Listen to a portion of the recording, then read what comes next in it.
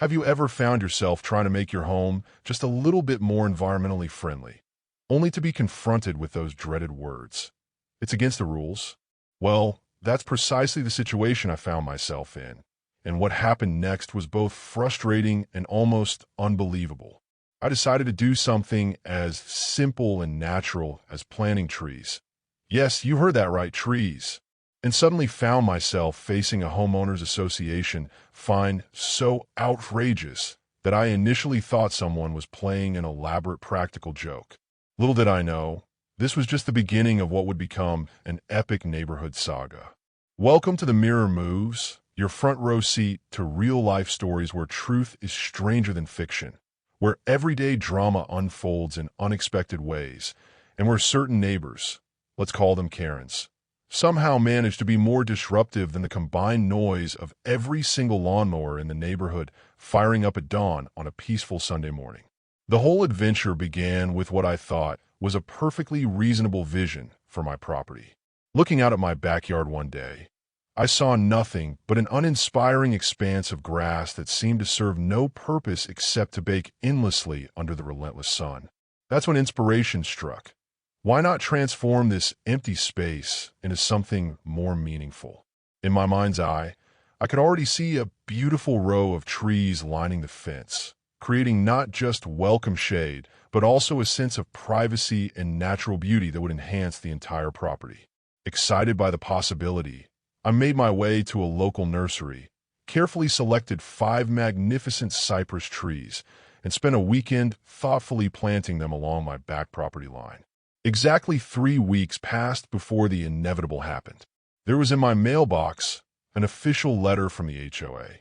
The message, printed in aggressive capital letters, read, "Violation, unapproved landscaping modification." What followed was almost comical, a fine of $75 for each individual tree. That's right, $375 in total for doing nothing more than adding 5 beautiful, oxygen-producing, carbon-sequestering, wildlife-supporting trees to my own backyard. The stated reason? According to the HOA, my trees created an aesthetic inconsistency. But let's be honest about what that really meant. My new trees were tall enough to interfere with Karen's precious view from her back porch.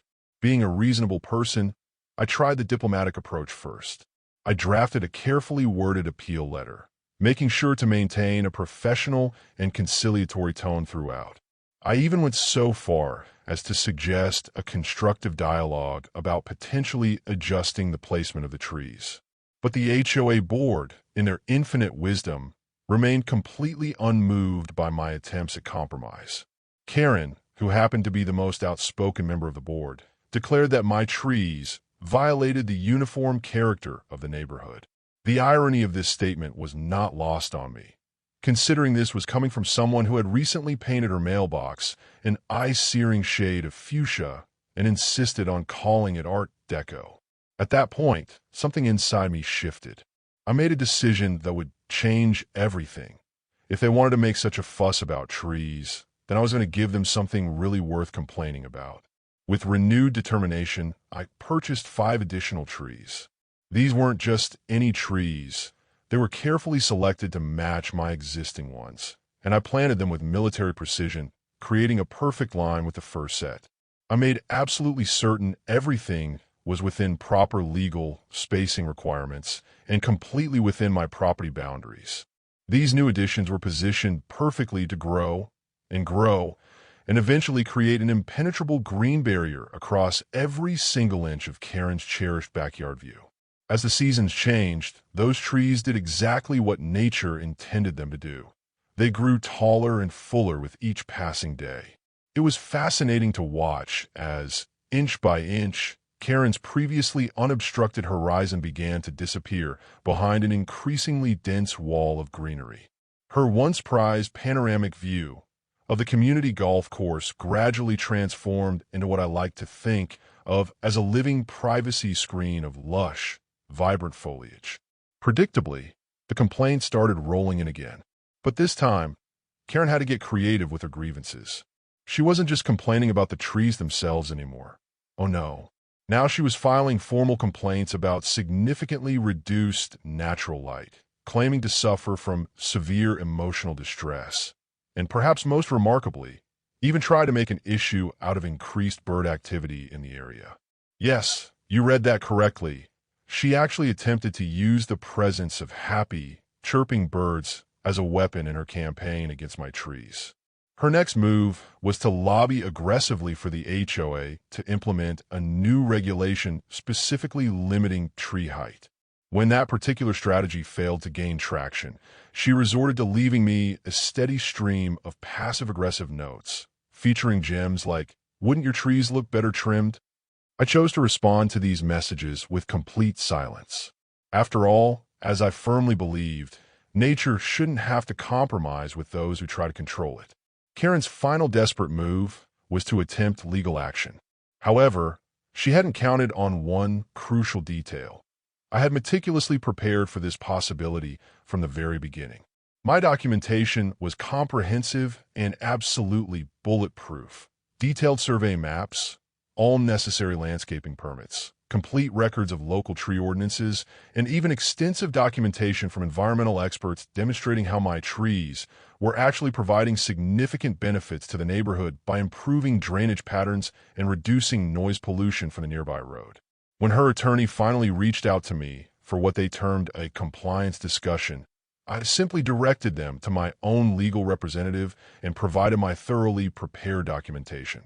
Faced with such overwhelming evidence of my compliance with all relevant regulations, the entire case collapsed in less than 7 days.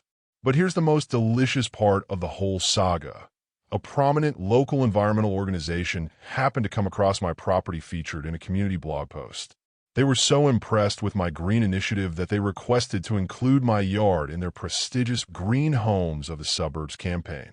Suddenly, my controversial tree wall wasn't just tolerated, it was being celebrated as an example of environmental consciousness in suburban living. The whole experience taught me something valuable. When dealing with unreasonable HOA demands, sometimes the most effective response isn't to engage in heated arguments or expensive legal battles. It's to create shade. And I mean that in the most literal sense possible. Stand your ground firmly and with conviction. Know your rights inside and out. And whenever you plant those trees, make sure to water them with an extra measure of pride, especially if they're helping to block out a particularly problematic Karen. I'd love to hear your stories. Has your HOA ever crossed the line into ridiculous territory? Have you encountered rules that seem to defy all logic and common sense?